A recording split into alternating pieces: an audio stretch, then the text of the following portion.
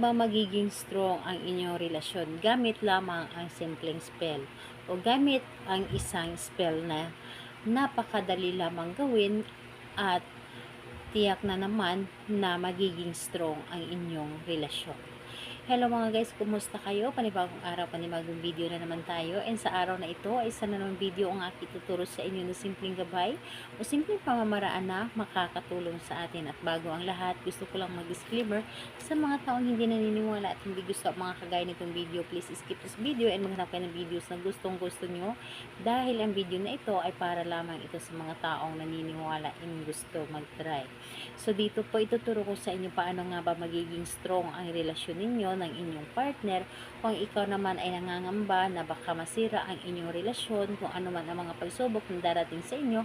Meron ako ituturo sa inyo, napakasimple lamang nito ngunit napaka-epektibo sa ang ating gagawin. So, subok ko na ito dahil ito ay isa sa ginagawa ko para magiging strong kami ng aking partner. And ayun po, ako mismo ang maka-prove nito sa inyo na talaga namang napaka-effective nito. So, dito kailangan natin maghanda ng ating gagamitin. So, kailangan mo lamang dito maghanda ng isang maliit na pirasong papel lamang at kailangan mo rin dito ng panulat, ng kahit anong klaseng panulat pwede naman po. So, ngayon kapag ready na yung ating gagamitin, is kailangan mo lang din i-ready ang inyong sarili. So, kailangan na alam mo sa iyong sarili na gustong-gusto mo itong gawin. Kailangan na buo ang iyong loob, tiwala at paniniwala dito, and hindi ka nagdududa sa iyong dapat na gawin.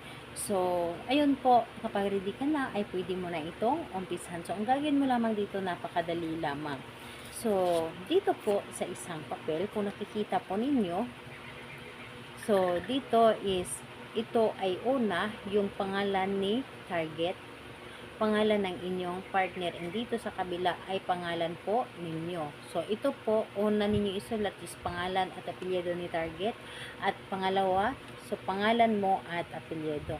And kung paano ginawa ito, ito ay dinugtong ko lamang itong, parang bilugan mo lamang siya, ibilugan mo siya, tapos idugtong mo dito sa iyong pangalan, tapos bilog na naman, idugtong dito, bilog at idugtong dito. So, tatlong bilog mo itong gagawin. So, dapat ay nagkadugtong ito ang inyong dapat na ginawa. Ngayon, pagkatapos mo itong bilugan, kumuha ka ng inyong laway. Alam niyo ba ang ating laway, isa ito sa mga epektibo sa ating ginagawa na love spell. So, kumuha ka ng inyong laway at pahiran mo ng laway ang pangalan ni target at pangalan mo.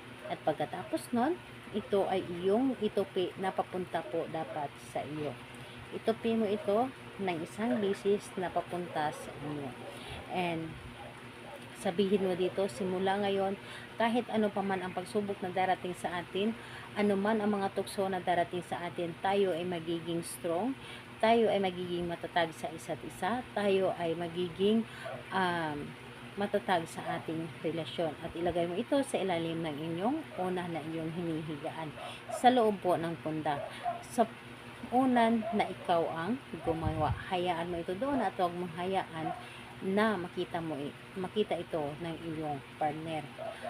Pwede mo siyang gawin sa Tuesday and Friday dahil yun po ang pinakamalakas na araw na gagawa tayo nito, pero pwede naman sa ibang araw kung para bang hinihila ka na gawin mo ito. So, ayun, salamat po sa inyo. Bye bye everyone. God bless us all.